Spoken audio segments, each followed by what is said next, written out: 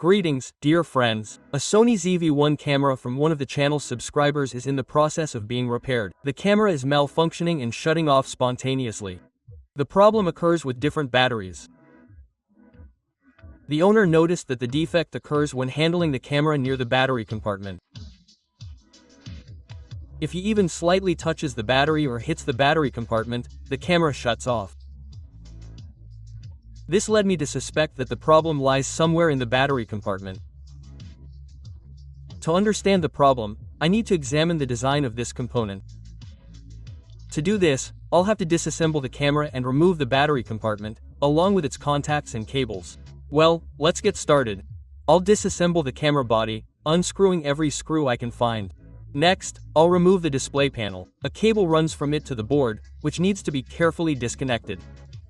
I'll also check the cable contacts for any signs of clogging. Everything is clean here for now, so I can continue disassembling.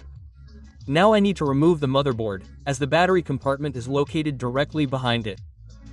To do this, I unscrew the mounting screws and disconnect all the cables from the board. There are quite a few of them, and I can't damage any of them, otherwise I'll end up with a pretty penny. This is delicate work. The key is to take your time and carefully inspect any components that might be preventing me from removing them. I remove the copper plate covering the processor heatsink. I disconnect the remaining cables and remove the board.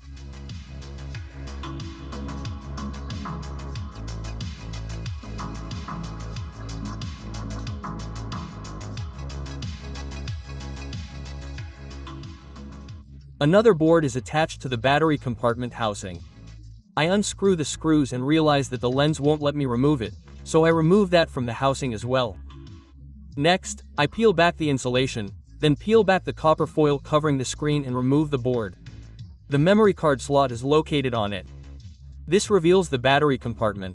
It's secured with a screw. I unscrew it and remove it. A cable runs from the compartment to the upper board. I pry it up. I remove the copper plate.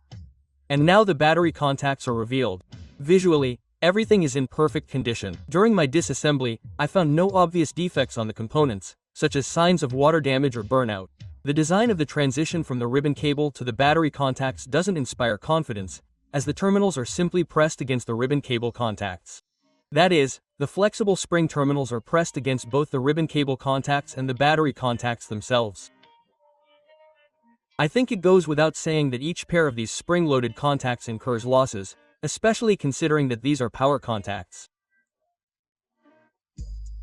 Furthermore, any change in the battery's position, for example from a light tap on the camera or vibration in the car, can cause contact to momentarily disappear, which could be enough to cause the camera to shut down spontaneously. To remedy this, I'll try soldering the spring terminals to the ribbon cable contacts. I think that will help. I'll apply a little flux and solder the terminals to the ribbon cable. I simply touch them with a soldering iron tip with a little solder on it.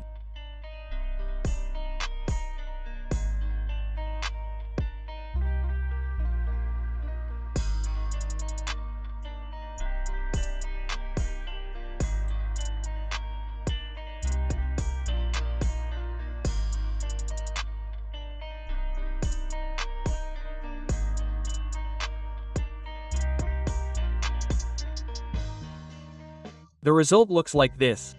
Now the leads are firmly soldered to the ribbon cable, which, according to simple calculations, has at least doubled the efficiency of this unit. Now, if the camera turns off when I manipulate the compartment, it's only due to poor contact with the battery itself. I haven't found any other obvious design flaws, so I'm reassembling the camera.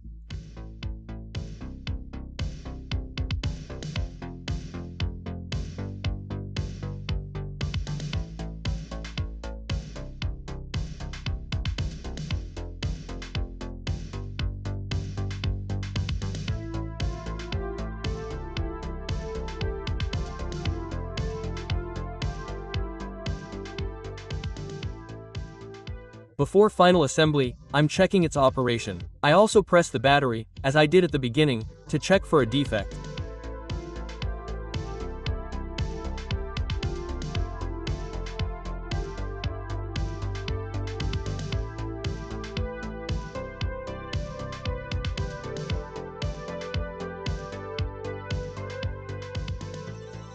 Well, now the camera doesn't turn off. The positive effect is obvious. I completely reassemble the camera and test it.